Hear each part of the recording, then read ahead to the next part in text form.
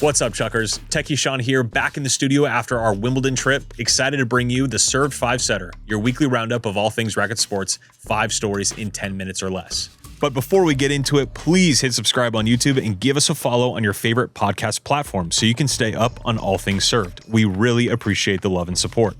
That said, today is July 17th, 2026, and here's what we've got for you. Who's in and out at Cincy? The GOAT gets a dock, tennis wedding roundup, and a win streak has been broken.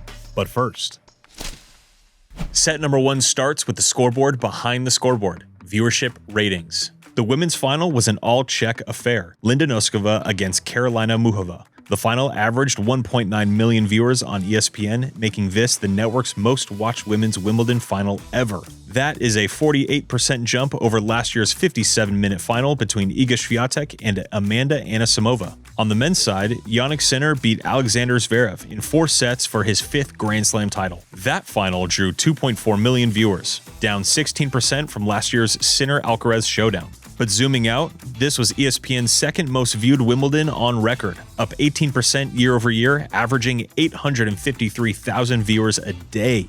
The single biggest story, though, Serena Williams' return to Grand Slam singles gave ESPN its biggest Day 2 audience ever at Wimbledon. 1.8 million viewers on a Tuesday afternoon in the States. Not surprising in the slightest.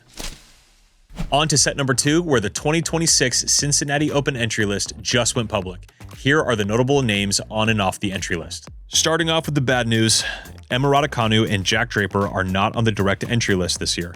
Raducanu, dealing with a lower leg stress fracture, is doubtful for a return pre-US Open after being recently spotted in a boot. Draper, who pulled out of Wimbledon due to bone bruising in his left arm, would need to rely on a wild card due to his current ranking being 147. Now on to the good news. Carlos Alcaraz, the world number 3 and 7-time major champ, is present on the entry list, giving fans hope that he will play his first event since shutting things down back in April with a wrist injury.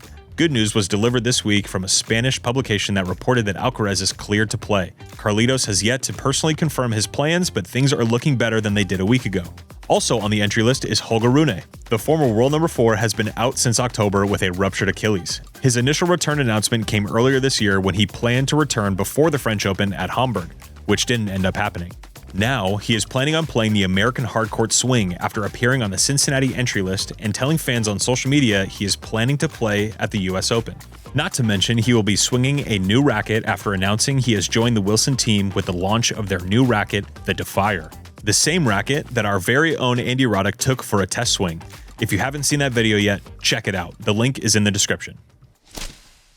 Alright, set number 3 takes us off the court and onto the screen. Prime Video just dropped the trailer for the long-awaited Novak documentary. It's called Novak Djokovic, The Wolf in Winter, directed by Jason Heyer, the guy behind The Last Dance. It premieres August 20th, just in time for the US Open. Take a look. There's a word in Serbian called inat, when people doubt you. What's it been like to be something of the bad guy? When everyone is basically against you. I don't believe people are booing. That is horrendous. That's when you use that inat, that force of stubbornness to prove everybody wrong. You look at Novak Djokovic, you can see when the fans are giving him that feeling of being the villain, even though he's the champion. Set number 4 is a big one for the romantics out there. Apparently, the week after Wimbledon is the best time to get hitched.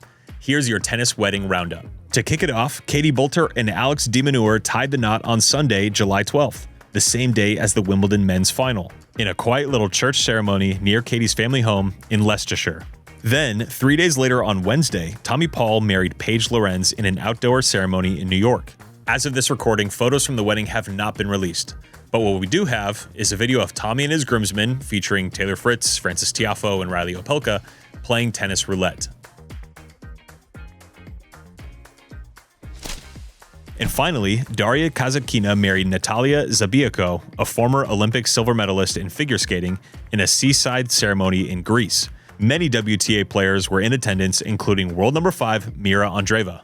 Congratulations to all 3 couples on behalf of everybody here at Served. Lastly, for set number 5, we wanted to share a story from our fans' favorite topic of all time, pickleball. At the Major League Pickleball midseason tournament, the St. Louis Shock swept the New Jersey Fives in the final. And in doing so, Anna Bright and Kate Fahey beat Leigh Waters and Georgia Johnson in women's doubles, handing Waters her first MLP women's doubles loss of the entire season. Going into this tournament, Waters was a perfect 25-0. So how do you beat the best player on earth? Simple. You don't let her play. That was the whole game plan. Every single ball went to her partner. Not most of them, all of them. It's the kind of strategy that sounds insulting until it works, and then it just looks genius. Now for our tie-break trivia. With tennis continuing to be prominent on the big screen, what is the one tennis movie that has won an Oscar? We will have that answer for you in this week's 5-setter newsletter, along with a few stories that didn't quite make the show, like the WTA finals are moving stateside, and a suspension for match fixing got longer after an appeal. For a full breakdown, head to servepodcast.com or find us on Substack.